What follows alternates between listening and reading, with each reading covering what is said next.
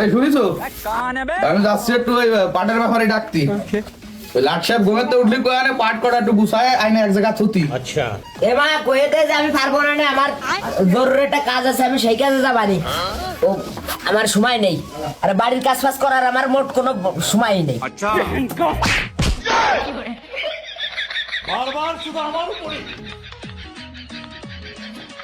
পাট কটা লাগাইছি, কাটিছি, কষ্ট করে বয়ে আইনে, গাড়ে এনে বয়ে আইনে জাগ দিছি একা একা। আচ্ছা সেই পাট পাড়ার বিটিকে বাড়ারে আইনে বাঁচাইছি।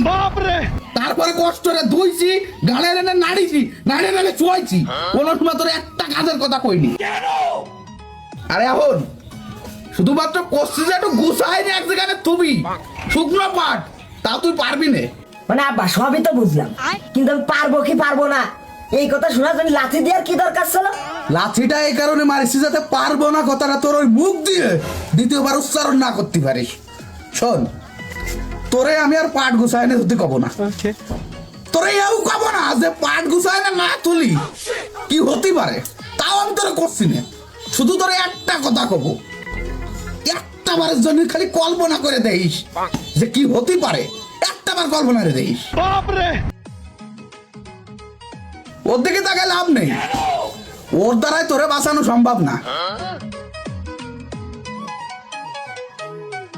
আচ্ছা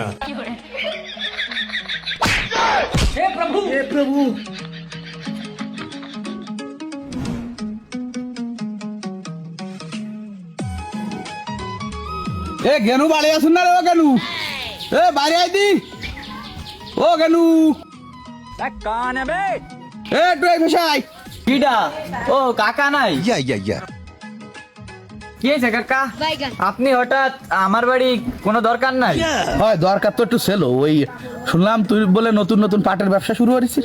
হয় কাকা, কি আর বকন, খালি খালি তো আর বসে থেকে কোনো লাভ নেই, তাই অল্প কিছু পুঁজি ছিল, তাই নতুন পাটের ব্যবসা শুরু করেছি। দেখ দি কত বুদ্ধিমান একটা শাল তুই, আর আমার শালটা মানে কি কব, ওর কথা কিছু করতে গেলেও তো মাথায় খুন চড়ে যায় আমার, বুঝছিস? এই পর্যন্ত আমার কাছ থেকে টাকা নিয়ে নিয়ে নয়টা ব্যবসা শুরু করেছে, কিন্তু কিন্তু ব্যবসাটা যে কবে শুরু করেছে আর কবে শেষও করে ফেলাইছে সেটা কোনোদিন জানা যায়নি। আর ব্যবসার কথা কয়ে কয়ে আমার কাছে যে টাকাগুলো এনেছে তার তো কোনো অস্তিত্বই পাওয়া যায়নি। কাকা, খুকার হলো মূলত ধৈর্য নেই, আচ্ছা। ওর দ্বারা এই ব্যবসা বাণিজ্য করা সম্ভব না। ওরে ভালো একটা চাকরি খুঁজে দেন গে, ও ওই করুক গে। ওরে ফাটাইছিলাম, তাও ফাটাইছিলাম, মেলা গাছে টাকা খরচ করে বাজার ভালো একটা চাকরি দিয়ে দিয়েছিলাম, তাও টোলের চাকরি, জানা খালি টাকা টাকা, থাকতে পারলি খালি টাকা টাকা। কি কব তোরে, শুক্রবারে গেল, শনিবারে বাড়ি চলে আসলো আবার।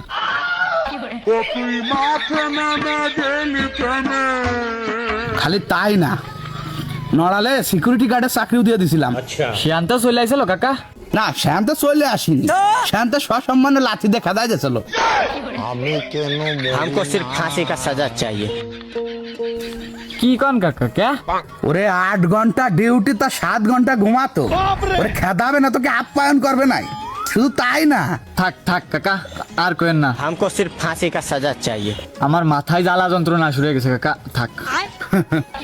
তাহলে একটা বার চিন্তা করে দেখ গেনু, তোর শুই নাই মাথায় জ্বালা শুরু হয়ে গেছে, আর আমি তো ওর সাথে এক বাড়ি বসবাস করি, আমার কি অবস্থাটা হয় একটা বার চিন্তা করে দেখ। থাক থাক থাক গে কাকা, ওসব বাদ দেন, বাদ দে, আপনি কন কি কাজ আইছেন?